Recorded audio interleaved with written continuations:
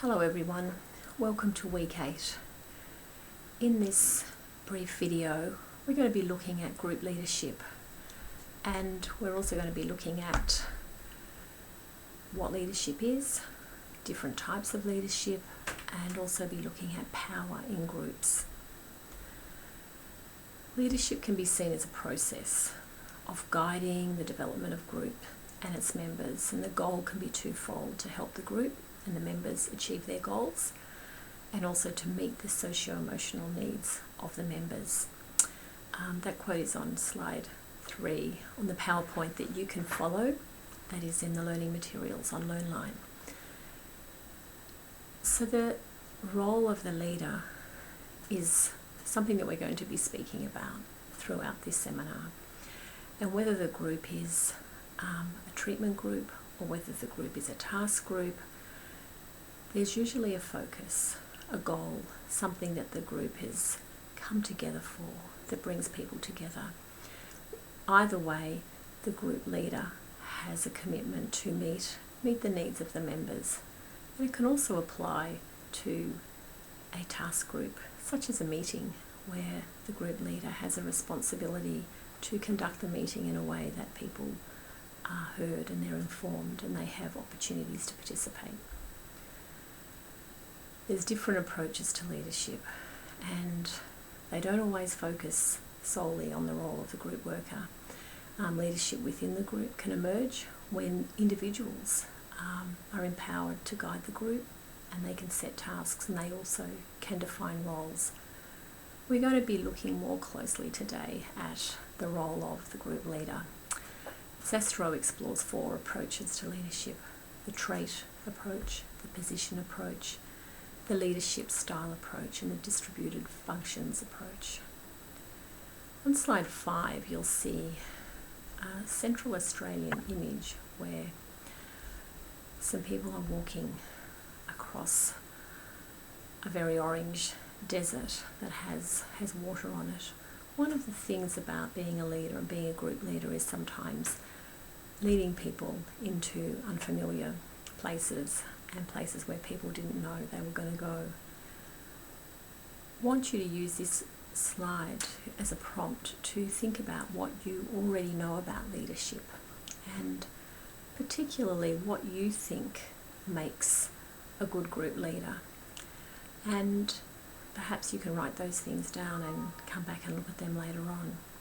What are some of the characteristics or skills that a good group leader needs to have? We'll be talking about this today.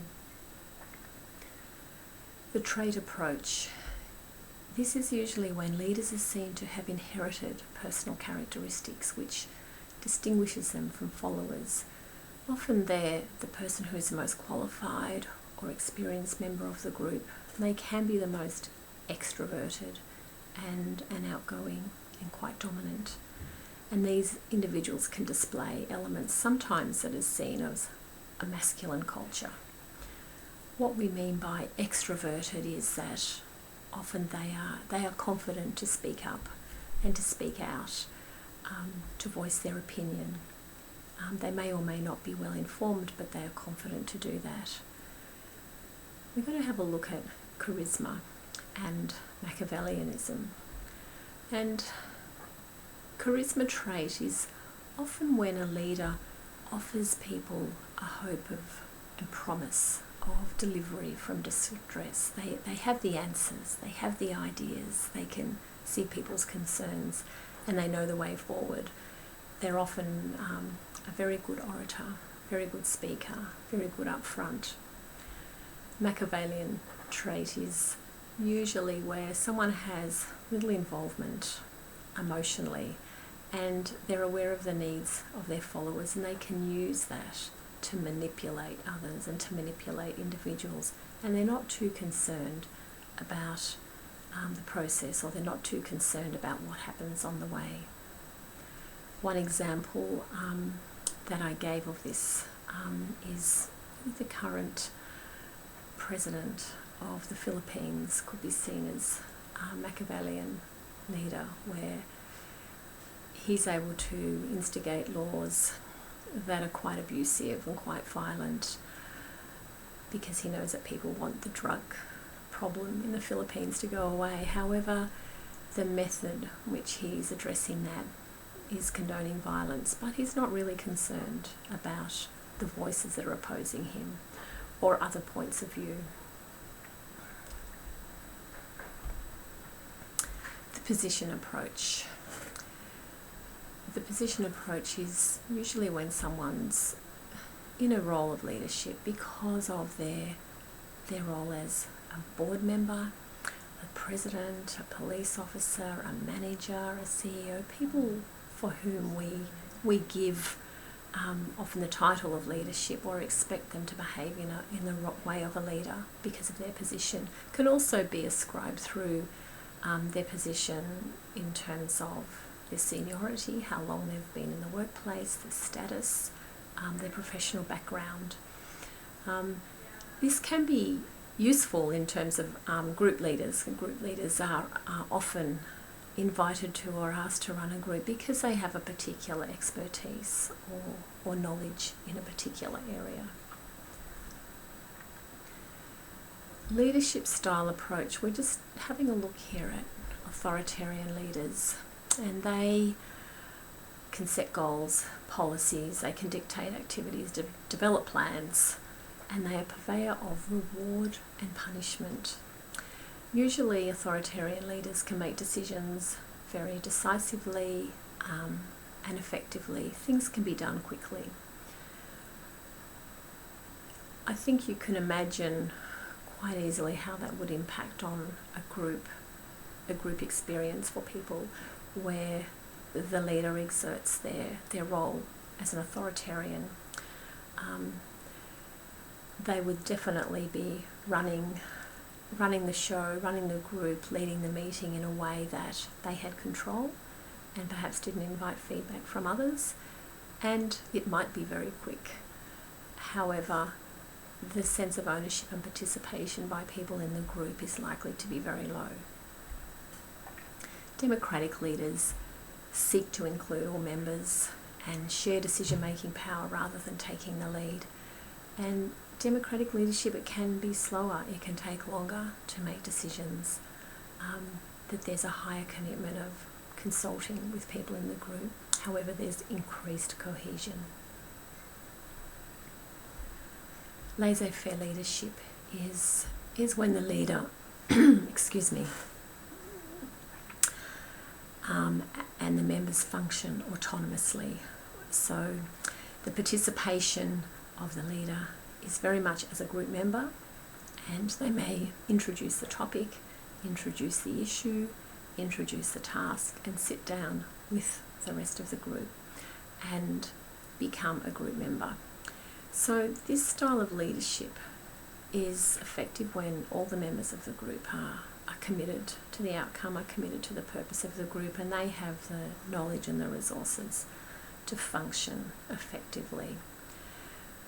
Without strong leadership from the front, these different types of leadership, the authoritarian, the democratic, and the laissez-faire leadership, with an authoritarian leader in a group space, often there's very low participation and group members are not involved in decision making.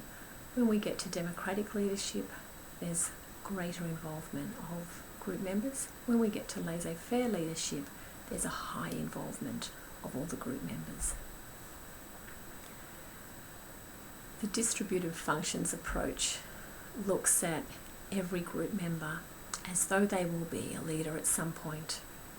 And the leadership functions here would include setting goals that are clear, selecting and implementing tasks, and providing or obtaining resources for the group.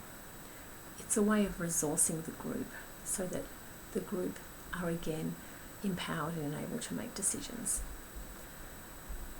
On slide 13, there's a couple of YouTube clips that I encourage you to look at.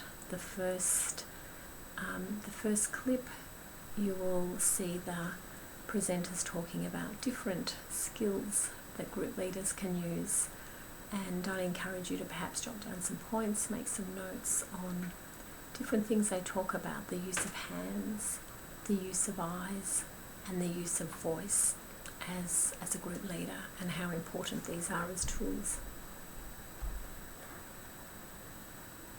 Slide 14. Leadership role always includes a task. That is what the leader does to get things done. The group's task and purpose is held very much in focus by the leader. They're very aware of why we're here, what we have to get done, how much time we have.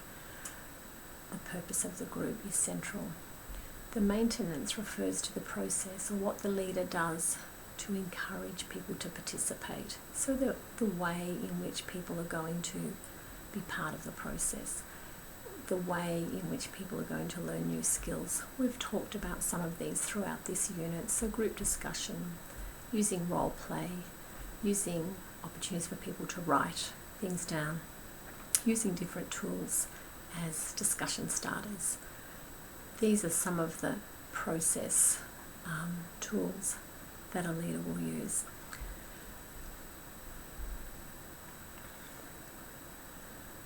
Whatever the group is, leaders require to have a theoretical and a value base that allows them to understand how power might play out in the group.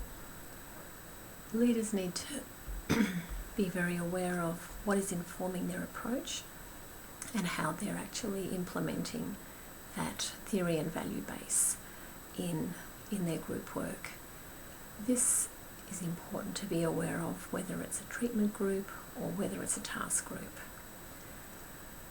Even task groups such as staff meetings, for example, can be run and conducted in a way that reflects values of participation, values of empowerment, and values of listening to people and encouraging people to voice their opinion.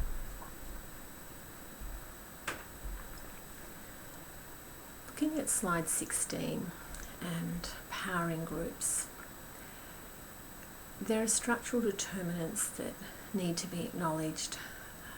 These may not be spoken about, however, the group leader needs to be aware of these, such as gender and class, ethnicity and education. While we know that a group can work well when there's a relatively equal amount of power amongst members, we also need to be aware that there are there are other fluctuating determinants in a group that can mean even a group of women, for example, has different power in that group. So a group of women who've come together, for example, to look at supporting each other after living in violent relationships, while women may have a very common goal in terms of being part of that group, there could be significant differences in terms of the power. There may be women who have higher educational levels, there may be women from different classes, there may be women who are not confident to speak in English, there may be women who are quite wealthy. There can be a whole lot of factors that also can create different power and different sense of control in a group, even when it may appear initially to be a very equal group. But people are going to feel committed to carrying out decisions when they feel they've contributed to the decision-making process. So this is an opportunity for group leaders where there is structural differences in a group, where there are different power plays in a group, that the group leader is aware of how they can model and introduce people to shared decision-making. On the next slide, slide 17, the sign "Welcome to Barunga Community" is a very small community, in a remote community in Northern Territory. I've just put that sign there to highlight to you the importance of knowing about and being aware of those external factors and how they are going to impact on leadership in groups. The location of the group is going to have a huge bearing on this, the resources that are available to run the group. The ownership of the group is quite important, and I might have great skills and I might be able to confidently run a group in a town or a city. However, if I go to a different part of Australia, if I go to a place like a very remote community, I might actually need to work very closely with the traditional owners, or with some strong women, or with some elders in the community to get their approval and to get them to be part of setting up a group. They may even need to attend the group for it to be successful. So there can be some other particular dynamics that group leaders need to consider depending on the location of the group. And again, the power in the group and the roles and the expectations of the group members will all be part of the dynamic that the group leader is aware of. Leaders bring a lot of different things to their role in group work. They bring ideas and vision. They bring their structural position, which may be their role in an organisation. It may be their background. They bring their personal dimension, their personality, their humour, their style, the way that they speak. They also bring capabilities, skills, and their knowledge. Another thing that group leaders should be aware of right at the outset, right at the very first group meeting, is thinking about how the group and the individuals in that group will be able to operate when the group is over and when the group leader is not there. Thinking about and planning for the future when the group no longer exists is part of the group leader's focus right from the outset. And this will inform the way in which the group is led, the activities that are done, the functions of the group. On slide 19, the leader's role is to be flexible in their style, to be able to influence, to nurture Indigenous leaders, and to work with the power that comes from the group. One of the things that is curious to me is that often workers are afraid of owning their power as a group leader, and this is particularly true of new and perhaps not so experienced group leaders, that people are shy or hesitant to be confident in their role as group leader. One of the expectations that a group usually has of their group leader is that they will lead, is that they will put their first foot forward, is that they will inform people about why they're there, is that they're confident to sit in the leader's chair. It's something that new group work leaders need to be confident about and find different ways that give that skill and confidence to step forward. Nurturing Indigenous leaders is another way of talking about organic leadership. Looking for the leaders in the group. And if we assume that everyone is a leader at some time, any group will have many leaders in it. So one of the roles of a group leader is to encourage those leadership traits and skills in group members. Slide 20 I'm looking at is talking about the term leader should be reserved for those who act in the best interest of the group, with the consent of that group. And leadership is a form of power, but it's power with people rather than power over people. And I would just refer back to that earlier example of authoritarian leadership style. Often what is part of that style is power over people, dictating to people, directing people. Leadership, however, should be you being able to feel confident using power, able to grasp hold of power, but use it with people in a way that's going to also empower them. On slide 21, the group leader. The group leader is also many things.